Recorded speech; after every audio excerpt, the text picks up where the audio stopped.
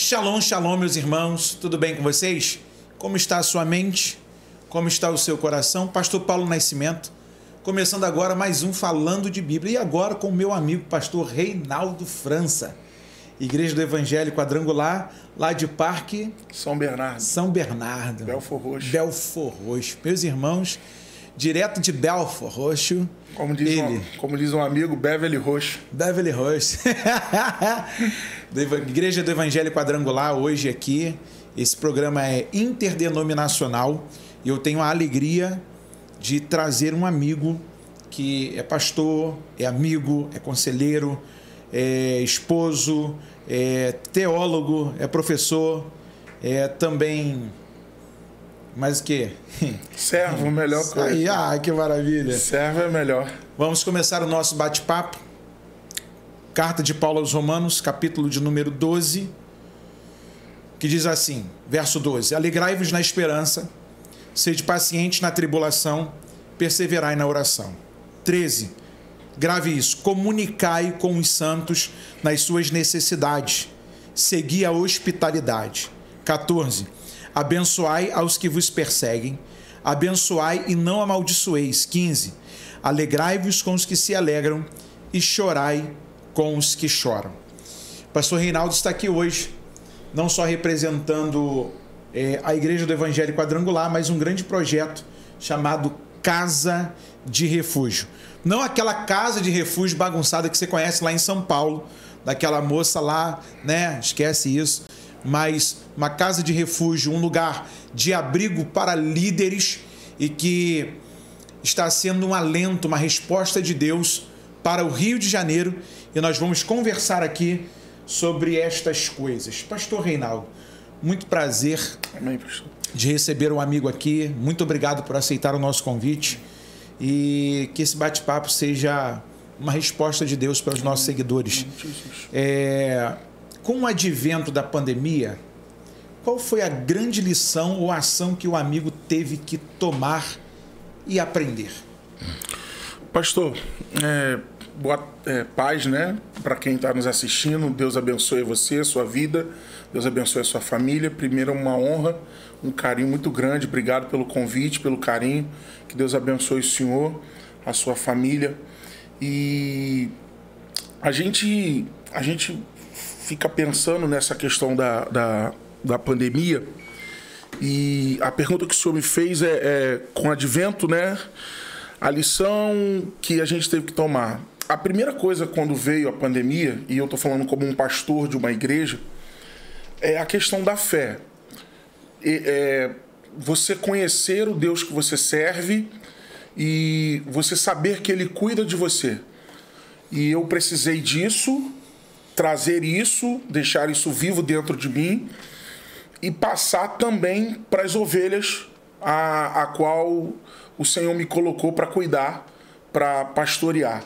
Eu lembro que foi um momento muito difícil, e a minha cunhada, ela mora em Maricá, e ela me mandou um WhatsApp, e aquilo foi um alento para a minha vida, porque a gente estava num momento de muita insegurança. Eu estou falando aí de março de 2020, entre abril, mais ou menos, quando a coisa começou a se apertar mais. E aí ela mandou um WhatsApp, e naquele WhatsApp estava ali uma resposta de Deus muito grande para a minha vida. E ela falou assim: o pastor que tem 50 anos de ministério, 60, ou um pastor que está começando agora, nenhum dos dois sabe lidar com uma pandemia. Eu estou orando pela sua vida. Saiba que Deus está no controle de tudo e fique tranquilo que Deus é com você. Porque realmente foi uma experiência, foi uma situação, e eu creio, em nome de Jesus, que nós estamos saindo estamos já finalizando, passando por essa fase, mas aquilo veio como um alento. Eu falei assim, poxa, é verdade. E quem é que poderia dar um conselho? Quem que a gente poderia recorrer para falar, e aí, como é que se pastoreia num período de pandemia? Como é que você reage? Como é que você age? Como é que você aconselha? E aí teve um momento da minha vida, eu confesso, que começou aquelas crises de e aí, fecha a igreja, abre a igreja, vai deixar a igreja aberta. Por que foi difícil? Porque se você deixava a igreja aberta, você é pastor, você só está de olho no dízimo, você só está preocupado com a arrecadação, você não está com... Você não tem amor pelas almas, você tem que ter o cuidado. E se você fecha a igreja, você é covarde, você não tem fé. Como é que você é um exemplo para a sua liderança? Como é que você é um espelho para as suas ovelhas? Como é que pode?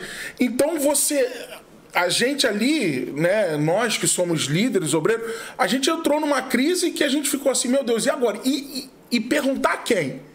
Porque qual é o pastor que já, poxa, não tem ninguém que passou por uma crise dessa. Foi uma experiência única de todos nós. No mundo cheio de mentores, todo mundo querendo dar pitaco na liderança do outro, ficou todo mundo com a mão amarrada. Exatamente. E num momento desse, eu entrei para dentro do quarto e eu falei assim, meu Deus, e agora? Como é que eu vou fazer? E a nossa igreja lá, né, a nossa congregação em São Bernardo, a média de 70 membros, assim, a gente começou eu falei assim, vamos manter a porta aberta, porque se alguém precisar de uma oração, se alguém precisar... Porque foi um momento que eu vi muitas pessoas voltando para Jesus.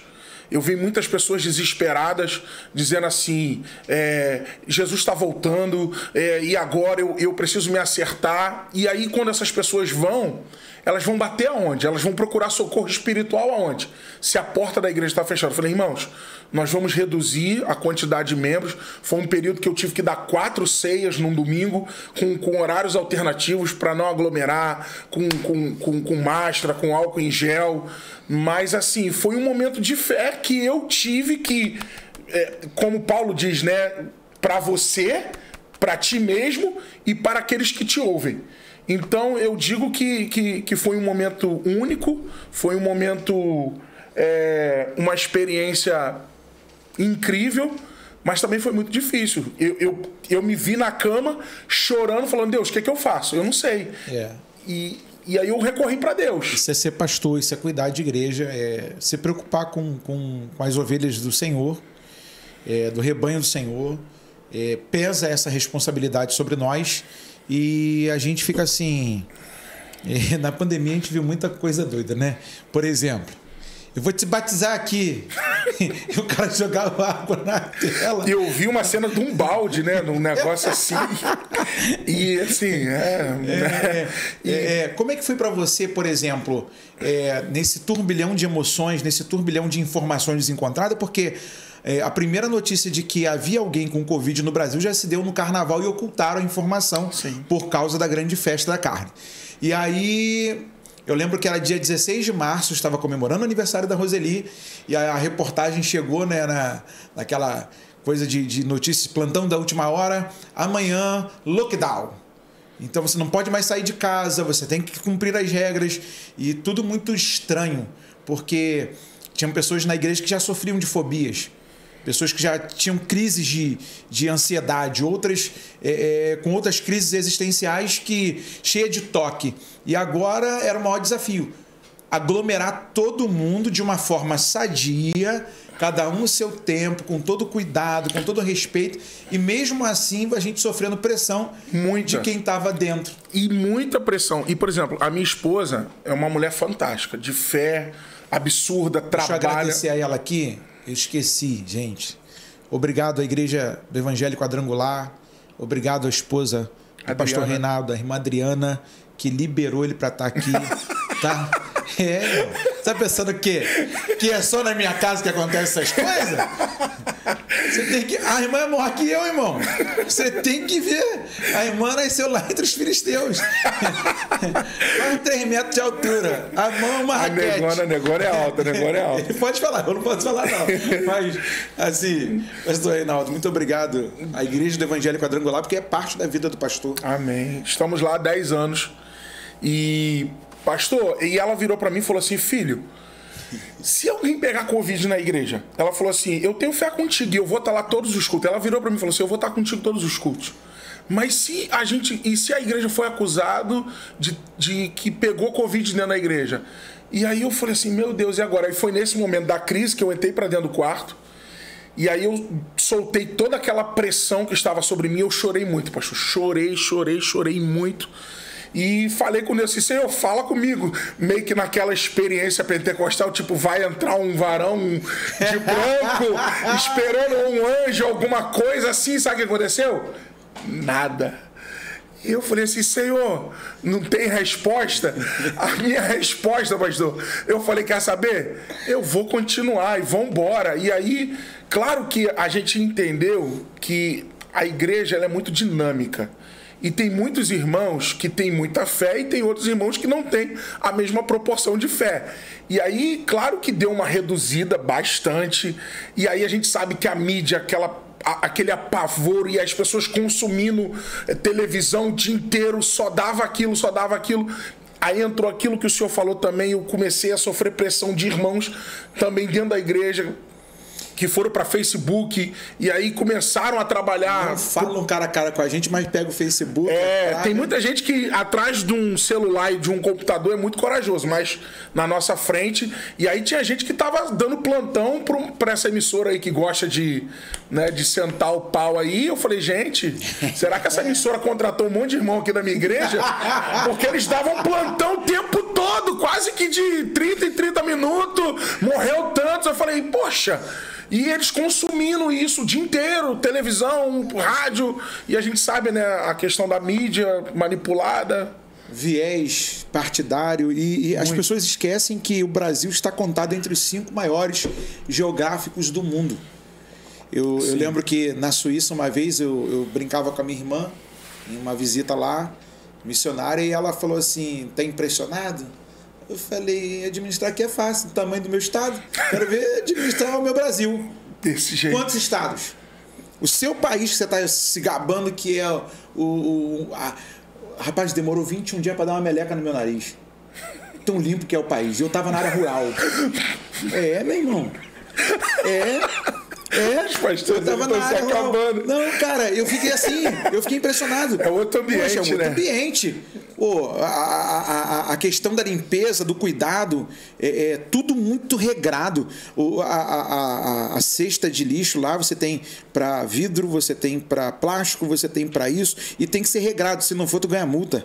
Nossa, olha a organização, O negócio funciona. E outra, até para jogar seu lixo fora, você vai jogar, mas antes você pesa. E o peso que der é o que você paga. Você paga por aquele serviço.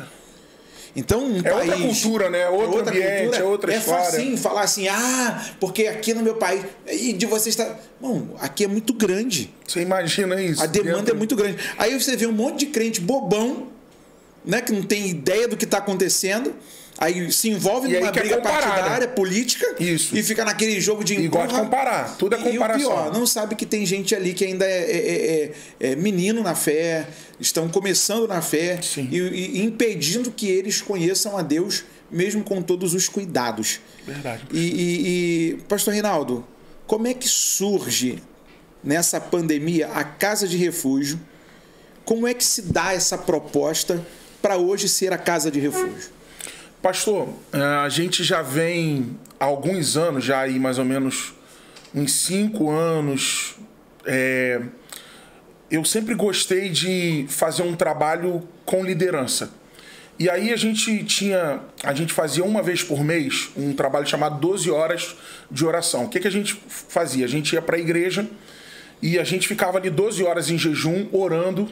A gente tinha um momento que a gente saía para evangelizar, a gente tomava banho lá na igreja, almoçava na igreja e já ficava pro culto. Não pode almoçar, não pode. Não, perdão, pode. Obrigado. Pode. Mas é porque esse almoço... Obrigado. Eu sei. Esse almoço mexer contigo. Esse almoço acontecia às 18.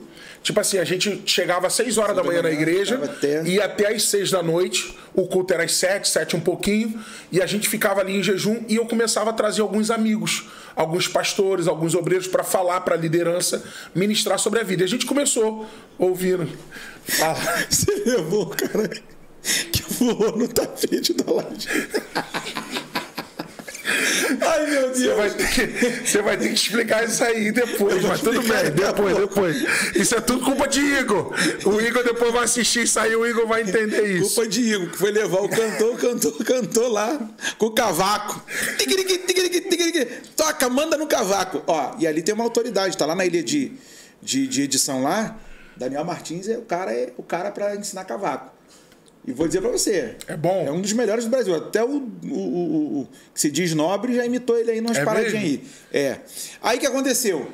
O cara foi lá, rapaz, pastor Reinaldo com bom coração. Esses itinerantes que não respeitam a igreja, impede que o outro itinerante chegue. O que aconteceu? Pastor Reinaldo fechou o coração e a porta pros outros pregadores lá. Nunca mais levei ninguém de Niterói.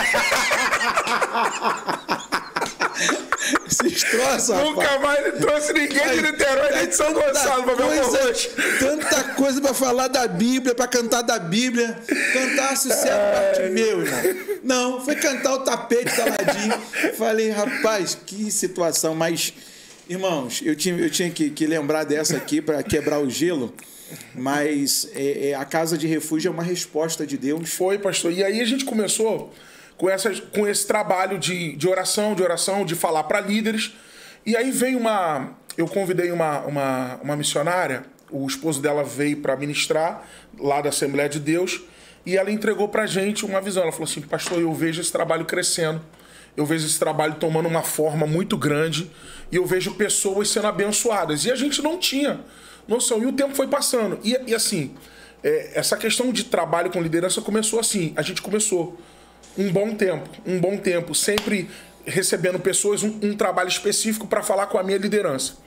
E aí o que aconteceu? Começou alguns pastores, alguns colegas de ministério, começou a se aproximar e começou a querer conversar sobre obra, sobre reino, sobre pastorear, pedindo aconselhamento. Isso tudo em off. Isso, sempre em off. Agora que a gente vai abrir aqui, né? Mas assim, a gente nunca também fez propaganda disso, marketing, mas a gente começou a aconselhar, e aí eu estou indo para a igreja e eu tô dentro do carro e a mente assim em Deus, e aí vem um nome assim, Casa de Refúgio. E aí eu falei assim, meu Deus, Casa de Refúgio, que esse nome... Muita gente vai achar que é para questão de pessoas que têm problema com álcool, com drogas, que vão achar que é algum centro de recuperação. E aí veio em mente realizar um culto específico para essas pessoas. A ideia sempre foi fechado.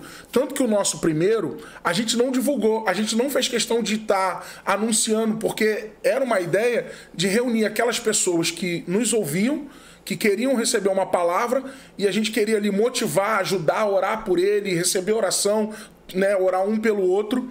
E assim foi. E a coisa foi tomando uma proporção, e muitos pastores foram gostando, e aí a gente cresceu a ideia. Uma missionária, uma mulher de Deus chamada Kelly Cristina falou, pastor, faz uma camiseta, poxa, vamos divulgar essa marca, esse nome, foi algo que Deus te deu.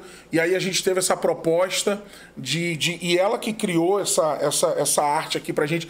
No início foi o Sanderson, né? O pastor Sanderson. Motinha. Isso, o pastor Sanderson Mota.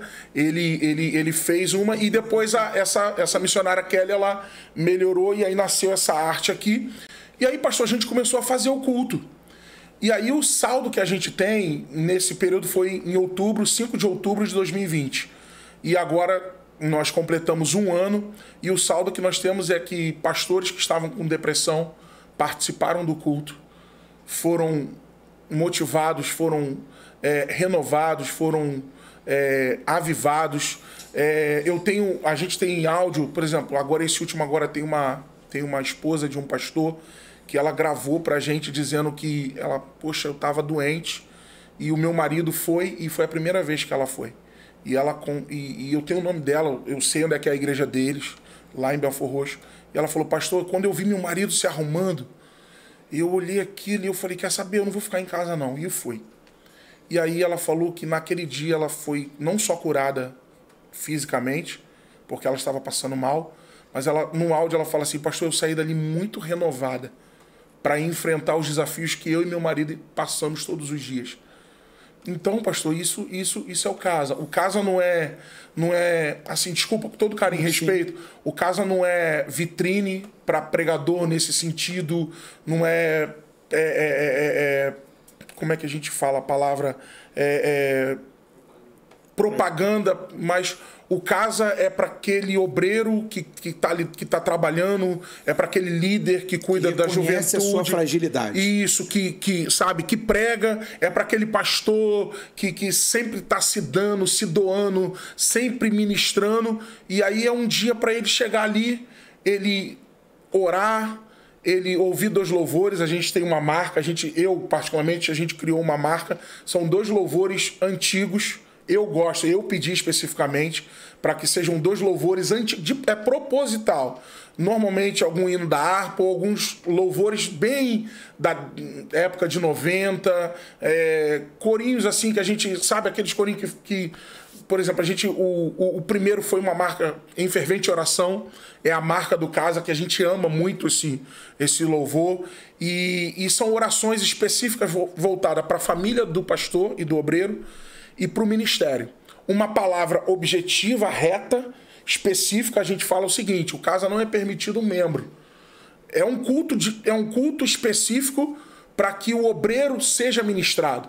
Então, esse é o nosso propósito. E a gente tem um saldo muito positivo de muitos pastores vieram de outros municípios e que gostam e que hoje divulgam o casa. E a gente está aqui e Deus usou a vida do Senhor. A gente jamais imaginava. Eu conversei com dois pastores que fazem parte dessa liderança junto comigo. E no aniversário do casa eu falei assim: por que o casa existe? Aí eles falaram assim: poxa, pastor, hoje está bem cheio. Eu falei assim: olha só, o nosso compromisso não é com a quantidade de pessoas que vai estar aqui. O nosso compromisso não é com o resultado, é com a causa. Se nós tivermos aqui pessoas que entraram aqui para receber, a gente não está preocupado se isso aqui vai lotar, se vai dar 200. Claro que o nosso desejo é que mais pastores e líderes recebam de Deus infinitamente mais. Mas o nosso compromisso não é isso. O nosso compromisso é para que homens de Deus, mulheres de Deus sejam edificados, fortalecidos, porque eles ministram e cuidam. E aqui seja um lugar para eles receberem de Deus.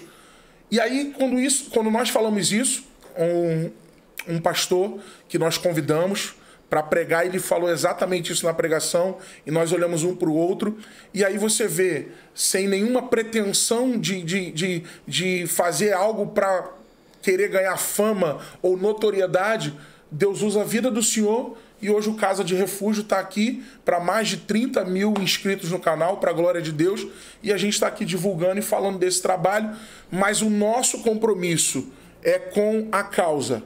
O nosso objetivo é ser fiel àquilo que Deus colocou no nosso coração. Se vai dar uma repercussão, a gente não está procurando isso. Mesmo porque há uma dificuldade no líder mostrar a sua fragilidade. Ele tem que ouvir de todo mundo, tem que entender a fraqueza de todo mundo. E quem é que vai entender a fraqueza dele? Com quem ele pode se expor a ponto daquilo não se tornar algo que coloque-o em ridículo? Sim. Né? Eu costumo dizer que uma das grandes lições que eu aprendi foi com a Assembleia de Deus de Brasília. Um grande pregador, eu agora não vou lembrar o nome dele assim, eu ouvi uma mensagem dele e eu soube de um problema que aconteceu na igreja dele, e ele chegou para a liderança dele, que era o top 5. Ele foi lá e contou. Os caras falaram assim: pastor, vai tirar férias e vai se cuidar com a sua esposa. Graças a Deus. E os caras, enquanto a igreja estiver aqui, o senhor estiver aqui, o senhor é o nosso líder. Qualquer líder está propenso a errar. Sim, somos humanos. E não tiraram o cara, não fizeram motim, não fizeram rebelião, não chamaram a assembleia, vamos para extraordinário e nós vamos fazer uma votação. Não. E ele sabe que a igreja, o soberano da igreja o popular é a membresia. Deus é o cabeça, mas ele divide essa questão. Como é que é para o senhor saber que o cara desce da sua vaidade? Não tem problema nenhum. Ao vivo é assim. Não, eu botei desce da sua vaidade para poder pedir ajuda. Para dizer assim: cara, eu preciso. Isso é fantástico, pastor. Eu lembro de um texto que o senhor está falando aí. Eu lembro de um texto quando Jesus ele estava já perto de ser crucificado, e ele chama Pedro, Tiago e João, e ele fala assim: vamos ali orar comigo. Se Jesus, que foi Jesus, reconheceu a sua limitação humana e chamou 3 dos 12 para orar com ele, eu acho que a maior referência para nós é Jesus Cristo. E se ele nos ensinou... E o texto é fantástico. E quando ele volta, a gente sabe lá que eles estavam dormindo, e Jesus fala assim: vocês não podem nem por uma hora orar comigo. A minha pergunta é: por que Jesus chamou os 3? Será que Jesus não... Claro que Jesus queria que aqueles 3 orassem com ele. E a gente estava conversando dentro do carro, e esse é o problema da questão do líder, dessa questão da vaidade, de não reconhecer, de não entender que ele precisa, que ele também precisa ouvir, ele precisa ser ministrado, ele precisa receber de Deus. Eu tô com um amigo aqui, com o pastor Holtz, que ele falou de um outro trabalho onde pastores conversam, choram uns com os outros, falam sobre os seus desafios, e eu já procurei, porque eu quero estar nesses ambientes de pessoas que passam, porque, por exemplo, eu tenho pouquíssimo tempo só de ministério pastoral, 10 anos pastoreando uma igreja, mas eu quero estar com essa galera, com esse pessoal que tem muita experiência, que tem muito a me ensinar, e é isso. Para mim, a maior referência é Jesus. É quando ele sabe, ele precisou da oração e ele chamou os 3 para orar com ele. E quando eles estavam dormindo, os 3, e ele falou: por que vocês estão dormindo? Ou seja, Jesus não queria que eles orassem com ele. Claro que tanto queria que chamou os 3 para orar. Teve um pregador que falou assim: agora vem a bomba. Rapaz, ainda bem que eles dormiram. Aí eu falei: mas por quê, mano?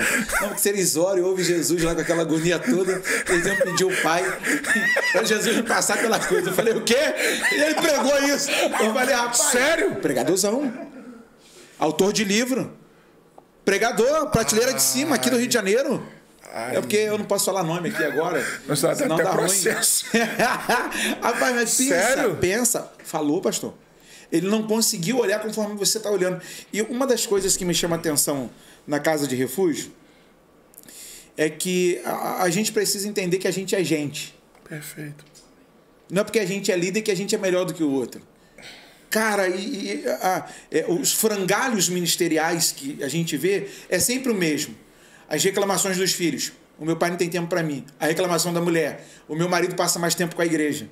Eu ouvi uma experiência do pastor Albert aqui, esses dias, ontem foi ao ar, e o pastor Albert falou que um pregador foi convidado a passar 3 dias numa igreja fazendo uma conferência, e no segundo dia para o terceiro dia ele quase perde a agenda, porque ele vai jantar com o pastor e fala assim: pastor, o senhor está em adultério.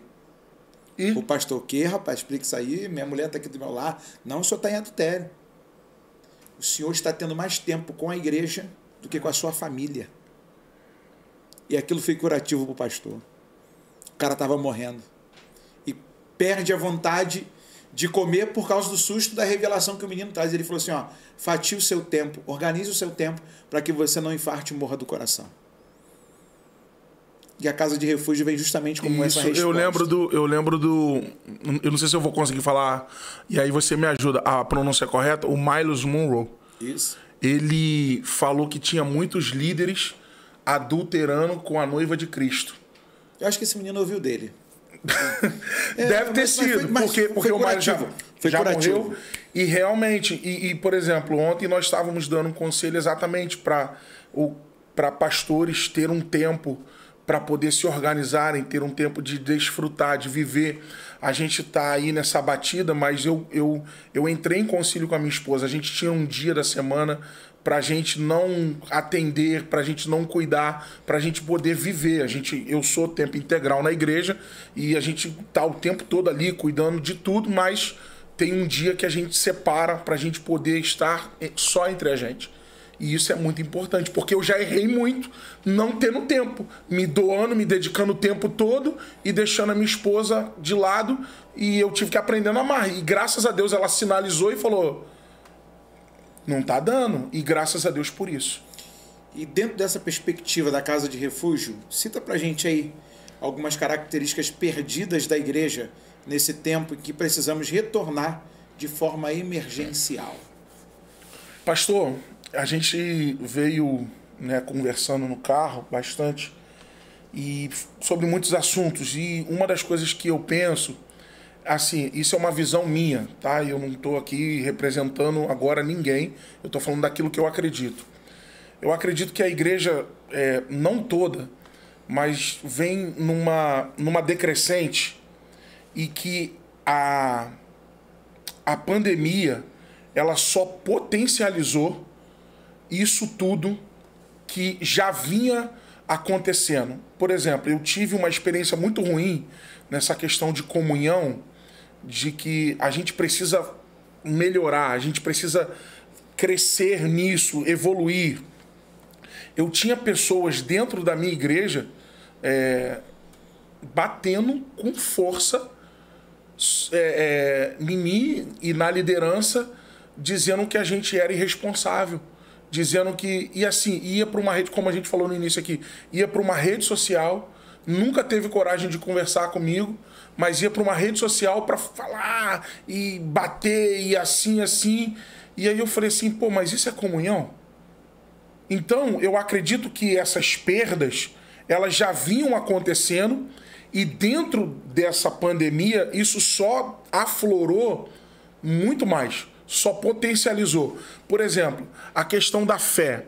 Eu vi muitas pessoas que se diziam crente, assim, refém, e num pavor, numa crise de síndrome do pânico, por causa dessa questão da pandemia. Eu sei que teve consequências terríveis, mas assim,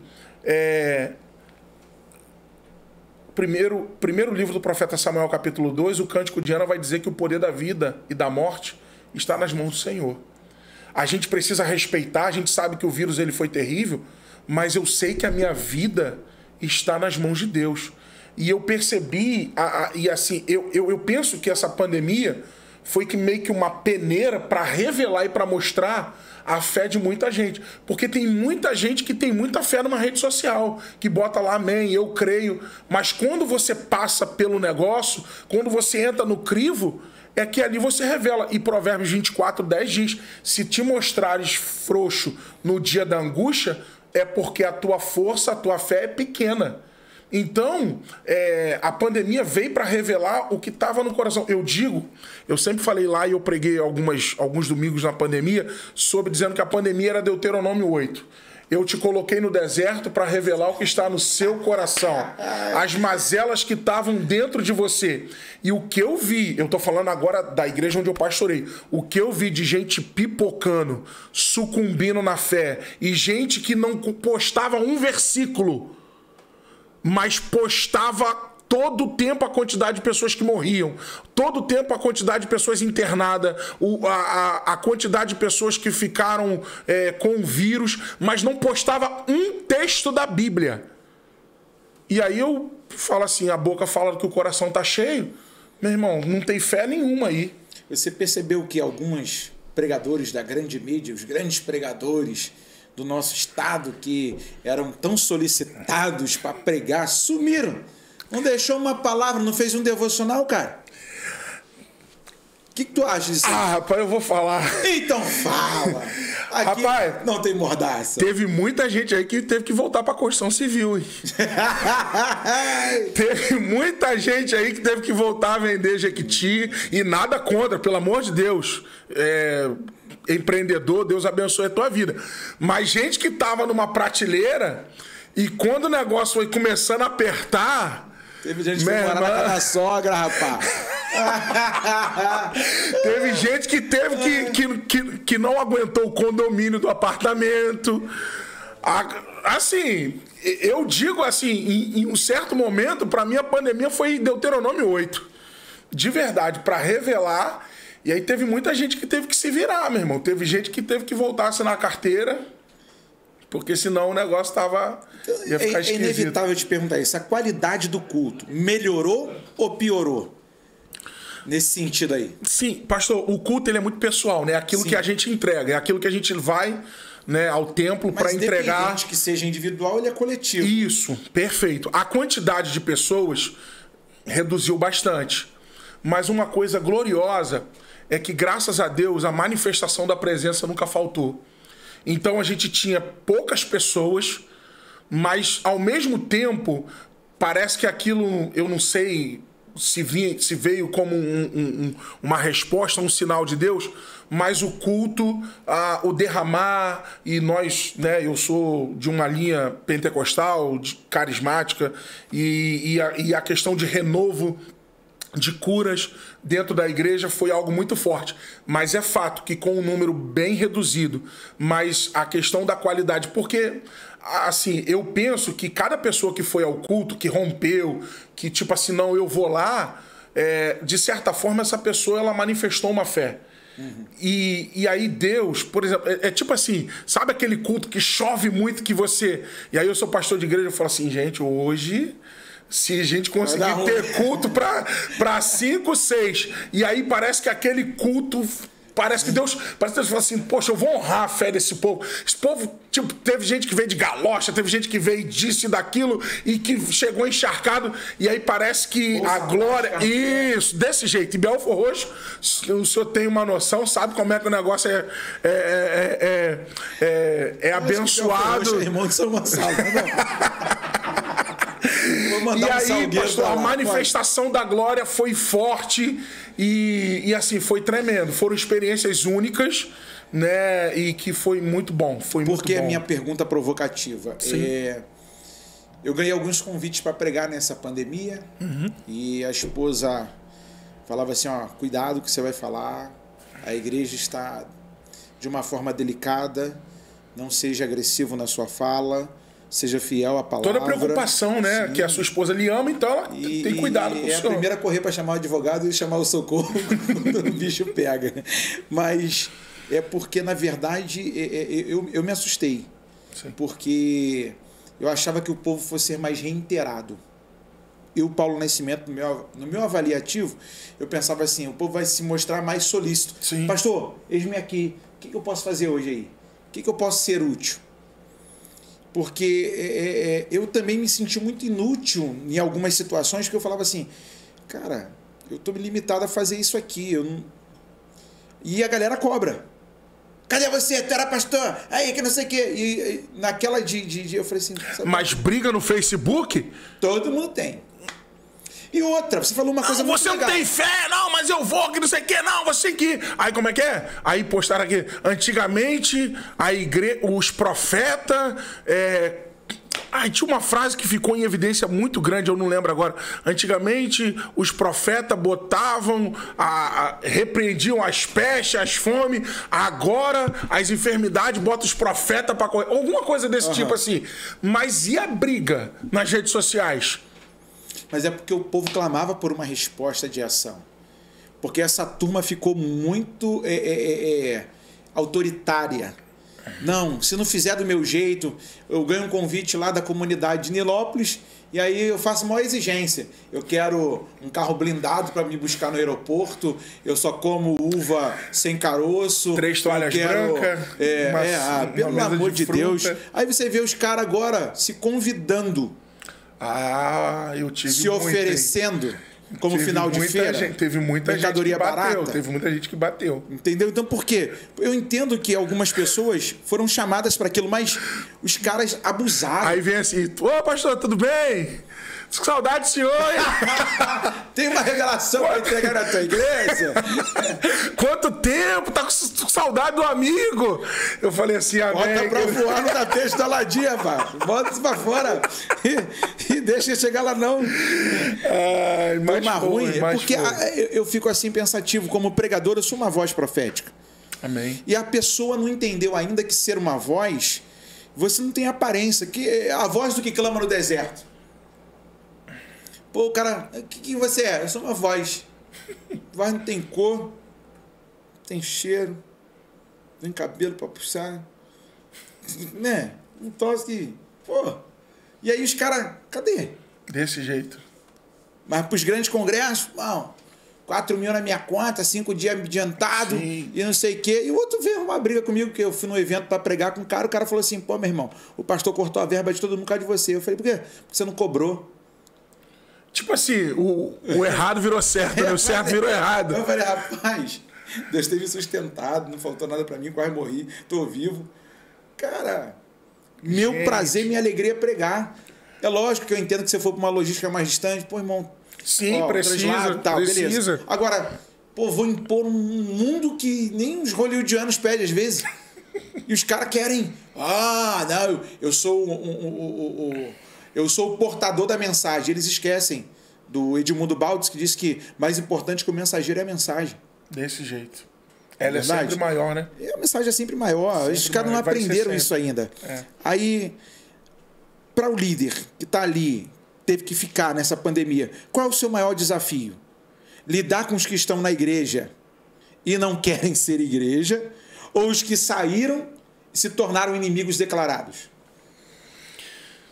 A gente sempre vai ter, né, pastor, essa experiência de pastorear. A gente sempre vai ter pessoas que, na faculdade, eu ouvi uma frase que infelizmente isso é uma grande verdade.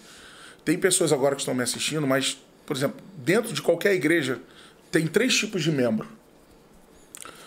Tem aquele membro que, vamos supor aqui, né, um exemplo, o senhor é o pastor aqui, um exemplo dessa igreja aqui. A igreja, não sei o que, o nome da igreja. Tem pessoas que vai ter sempre 3 membros lá na sua igreja. Vai ter membros que vão te considerar como o pastor da vida dela. O pastor Paulo Nascimento é o pastor meu, é o cara que eu procuro, eu peço conselho, que eu não chego com decisões para comunicar, eu chego com decisões para perguntar, para ele me orientar, porque eu preciso ouvir a voz do meu líder. Tem pessoas, tem ovelhas, que vão dizer assim, o Paulo Nascimento é o pastor da igreja. Ele decide, ele comanda lá as coisas da igreja. Eu tô lá, tudo bem, eu vou obedecer, mas ele é o pastor da igreja, ele não é o meu pastor. Tem gente que fala assim, meu pastor é Jesus. Isso. E esses aí é o pior que o apóstolo Paulo diz lá em Corinto, capítulo 3. 1 Coríntios, capítulo 3. E tem o terceiro grupo de pessoas que diz assim, o pastor é muito legal, mas, meu irmão, as minhas contas quem paga sou eu.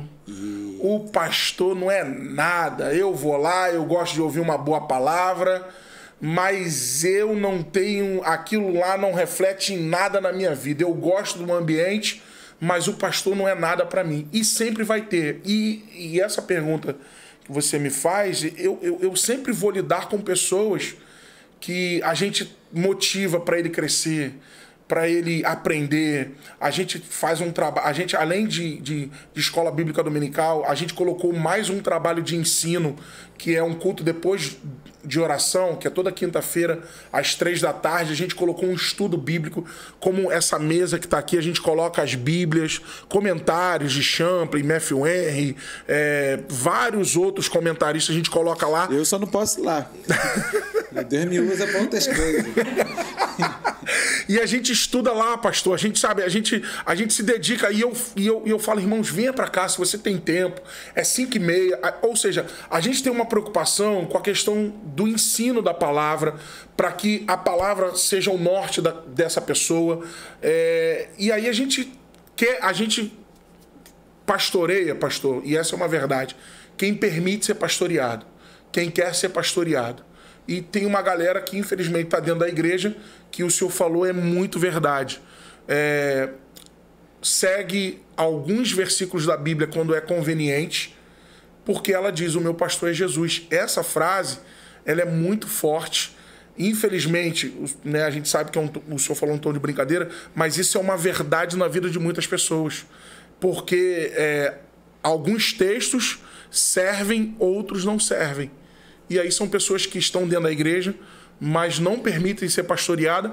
E essa pandemia, por exemplo, é fato, teve igrejas, teve pessoas que não foram visitadas.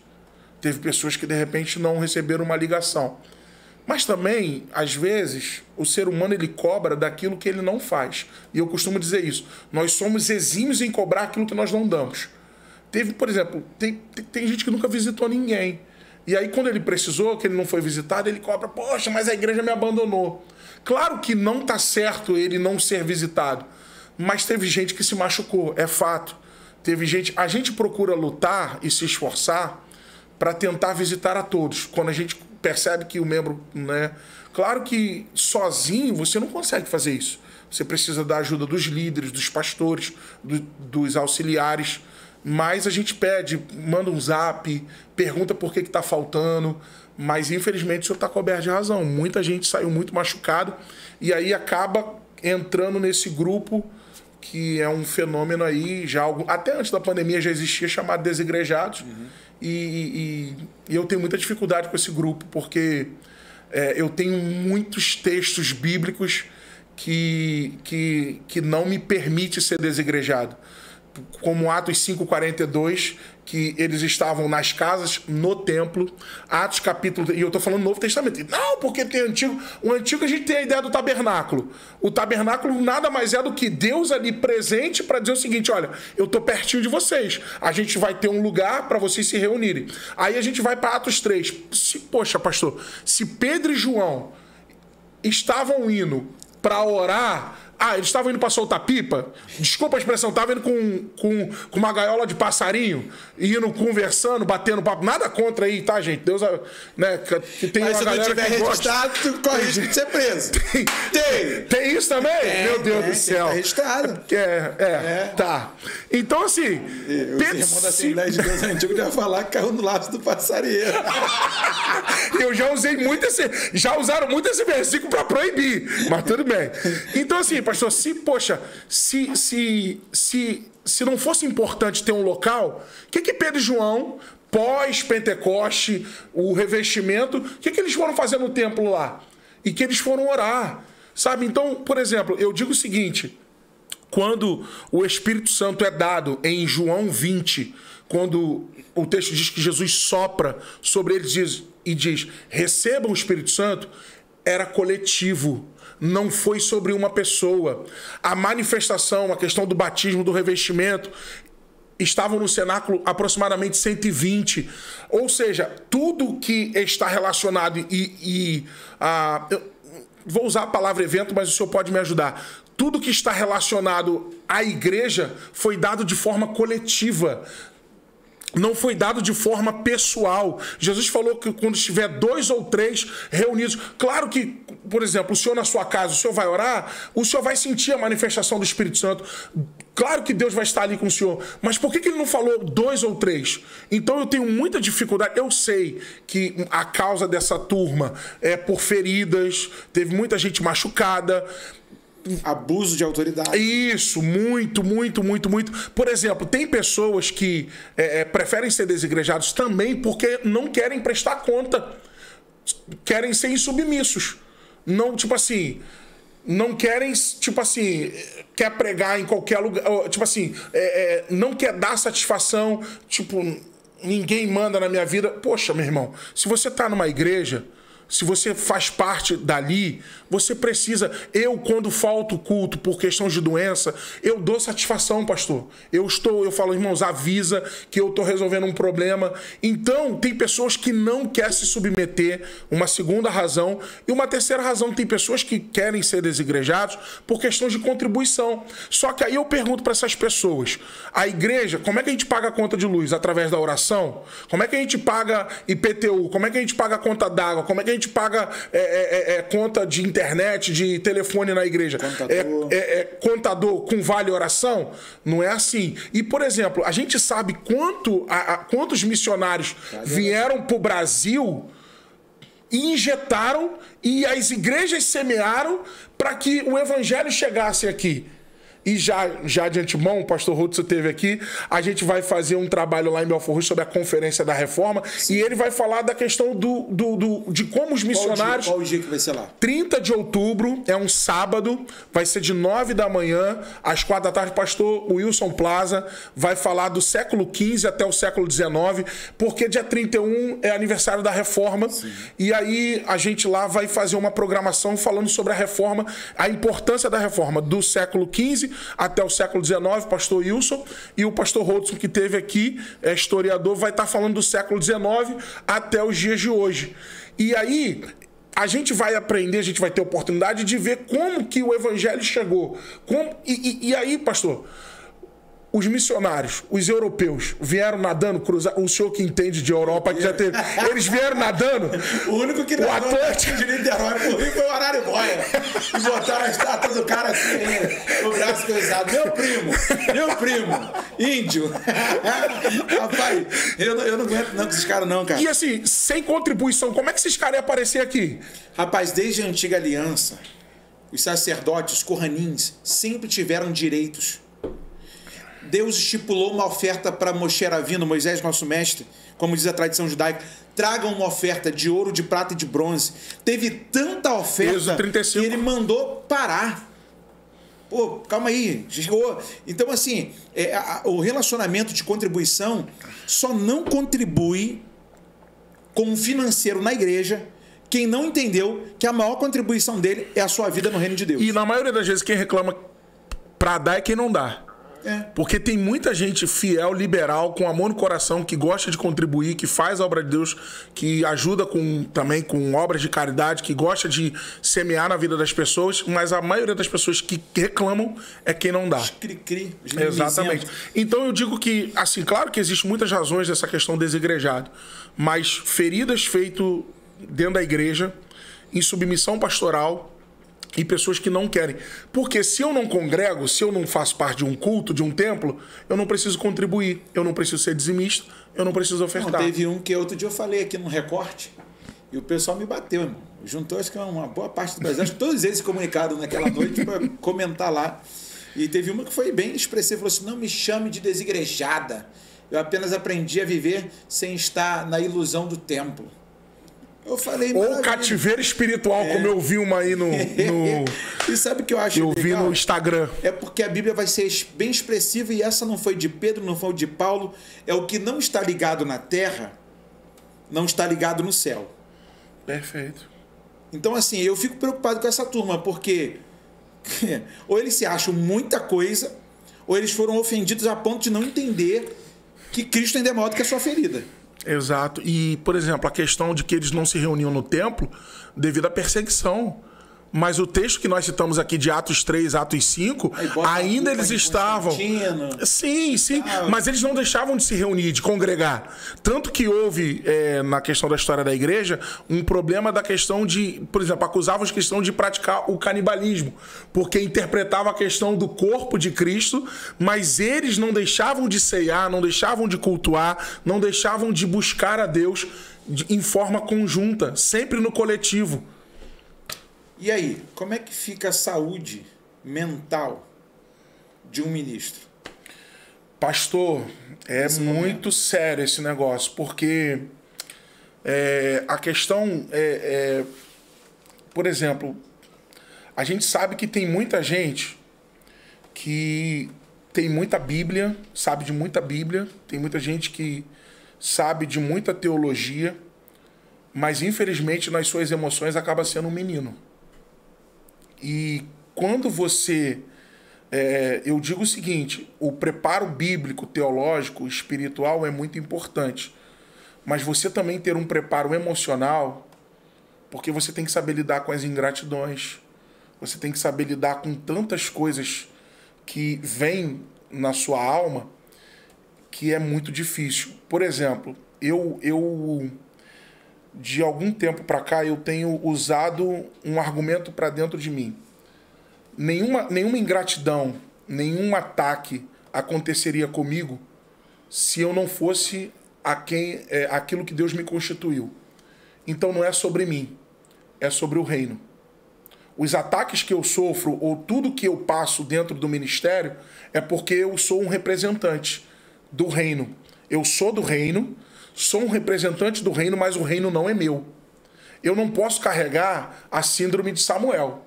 Samuel, quando o povo pediu um rei, Samuel virou e falou... Aí Samuel chorou e Deus falou assim, Samuel, você está trazendo para dentro de você algo que não é seu. Eles não estão te rejeitando, eles estão rejeitando a mim.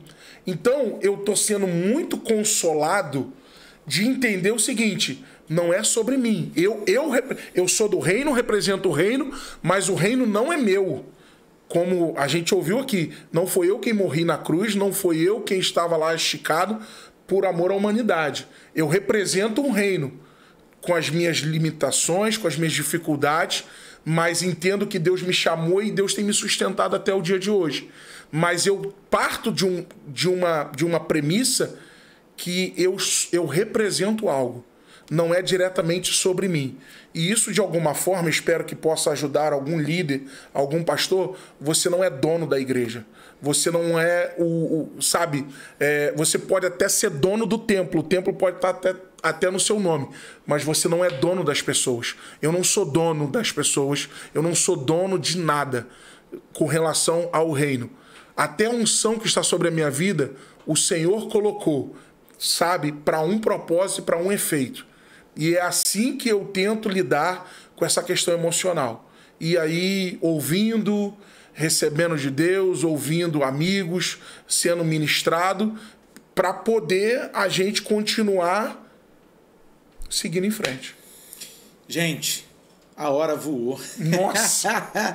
Coisa Meu boa, Deus né? do céu, muito rápido, pastor. Minha consideração, a Casa de Refúgio. Faço votos de que Deus continue lhes usando. Marcar um dia para o senhor pregar lá pra gente. O senhor ir lá em Beverly Roxa. Sem tapete da ladinha. Rapaz, olha, vou dizer para vocês. Eu vou sim, pastor. Para mim é salutar essa questão de ajuda, porque tem muita gente com a cabeça fora do lugar. Tem muita gente com pensamento distorcido. Tem muita gente que está gritando de uma forma imperceptível por socorro e ajuda. Sim. E vocês são respostas de Deus para essa gente. Graças a Deus. E que Deus continue abrindo a visão de vocês para que tudo quanto Deus colocar diante de vocês sejam, sim, uma bênção, um instrumento de resposta de Deus. E que o trabalho cresça. E você sabe que o trabalhador fiel, a recompensa é mais trabalho, né? É verdade, pastor. Essa eu aprendi com o Domingo Brazão. Você acredita nisso? Final de campanha, ele falou: gente, eu preciso que vocês acordem 1 hora mais cedo e vão 1 hora mais tarde embora. Eu falei: que isso aí? Porque o trabalhador fiel, a sua recompensa é mais trabalho. Meu Deus. E eu tomei isso para mim, apesar de uma frase ser de um político, mas coloquei para o reino de Deus. E quanto mais eu faço para Deus, mais Deus me convoca para a sua obra. Sim. Deixa a sua consideração final para os nossos seguidores do canal do Falando de Bíblia. Que Deus abençoe a sua vida, que Deus abençoe a sua casa, o seu ministério, a sua família, que Deus lhe faça crescer em graça, em conhecimento. Quero agradecer a Deus em primeiro lugar, agradecer a minha esposa, né, como o senhor falou, porque ela liberou para a gente estar aqui. Quero agradecer aqueles pastores fantásticos ali, maravilhosos, que nos ajudam a fazer o casa, não só eles, mas tem uma equipe, porque a gente serve também no finalzinho ali, né, um coffee break, para que os pastores não vão para casa com fome. Então tem uma equipe que faz parte da mídia, que ajuda a divulgar, que cria arte. Eu quero agradecer isso, eu quero agradecer essa galera. Quero agradecer ao grupo do WhatsApp, lá os pastores do Casa, que estão em intercessão, falaram: poxa, pastor, a gente vai estar orando lá pelo senhor, a gente está aqui, a gente está debaixo de uma estrutura de oração. Quero agradecer a minha igreja, a Igreja do Evangelho Quadrangular, em São Bernardo, a qual, debaixo Deus, em primeiro lugar, nos colocou lá, e também ao superintendente, pastor Daniel de Paulo, a qual me constituiu há 10 anos atrás, debaixo da autoridade de Deus, e estamos ali presidindo, pastoreando, cuidando. Quero mandar um abraço também para ele, que é meu superintendente. Eu tenho uma chefia, eu tenho uma autoridade que está sobre a minha vida, e eu quero mandar um abraço para ele, para a minha igreja, para os irmãos que estão numa ansiedade: manda o link, a gente quer acompanhar. Falei: calma, daqui a pouco a gente vai mandar o link. Quero agradecer ao senhor por essa oportunidade. A gente jamais imaginou isso, e o senhor foi um instrumento de bênção para estar fazendo essa divulgação, e que Deus lhe abençoe. Muito obrigado, meu pastor. Vou te dar uma proposta. Registre os momentos do Casa e faça um livro. Não guarde esse momento tão precioso que vocês estão vivendo só para vocês. Tem gente que não vai poder ir a Belford Roxo. Tem Sim. gente que está em outro estado. A gente tem a página, né, pastor Wellington? Né? Como é que é o nome da página? Ajuda aqui. Arroba Casa de Refúgio. E tem quase todos os... Acho que só tem um culto que não foi... Só um que não foi gravado, que não tem a live, mas se você quiser entrar lá, você tem do dia 5 de outubro, aí tem novembro, dezembro, janeiro, fevereiro, março, abril, e nós temos lá as lives lá dos cultos lá, as ministrações, e aí você pode acompanhar lá a gente lá. Então, gente, Deus abençoe, pastor Reinaldo. Pastor, obrigado pelo Muito carinho. Obrigado pelo carinho, pela consideração. Obrigado, senhor. Obrigado pela amizade, obrigado pelas orações, Amém. pelos bons conselhos. Amém. É sempre muito bom ter um amigo que, de vez em quando, dá uma sacudidela, a gente rapaz, toma cuidado, hein? Fica no propósito, fica no seu chamado. Amém. Eu amo o Senhor, amo sua casa, amo o seu ministério. Tem que tomar um banho de piscina, né? Comer um churrasco. Fala aí com os teus seguidores aí. Na última vez que eu fui comeu lá, cordeiro. Não comi foi? cordeiro, foi Páscoa, mas não tomei banho de piscina. Tribulei todo mundo. Tribulei. Aquele dia eu tribulei. Mas a nossa amizade, ela é muito maior do que as tribulações que temos presente. Obrigado, meu pastor, pelo Obrigado, carinho. meu amigo. Deus abençoe. E vamos encerrar orando. Nosso Deus e Pai, nós te agradecemos por esse momento tão precioso em que nós tratamos de coisas aqui que são concernentes ao teu reino. Quantos dos teus servos são pastores de igreja, líderes de departamento, estão esgotados, sobrecarregados, e hoje aqui uma vez mais o Senhor traz um apontamento para nós do que o Senhor deseja realizar. Obrigado pela vida do meu amigo, o irmão Reinaldo, pastor Reinaldo. Obrigado pela sua casa, pelo seu ministério ali, Deus, em Belford Roxo. Continua os usando, colocando sobre eles, Senhor, a sua unção. Sua mão continue operando seus sinais e as suas maravilhas e trabalhando de forma extraordinária sobre tudo quanto teu servo empenhar para o louvor da glória do teu nome. Pai bendito e eterno, que esse bate-papo sirva como alento, como referencial, Senhor, para muitas vidas que precisam reconhecer, que precisam de ajuda do céu e ajuda da terra também, que precisam reconhecer a liderança que está sobre ela constituída pelo Senhor. Continua fazendo transbordar, Senhor, sobre a vida dos meus irmãos que são líderes, a tua palavra nos seus lábios, e que eles sejam, sim, resposta de Deus. Abençoa a tua igreja espalhada por esse mundo, é o que nós te agradecemos e já te suplicamos todas essas coisas no nome santo de Jesus. Amém.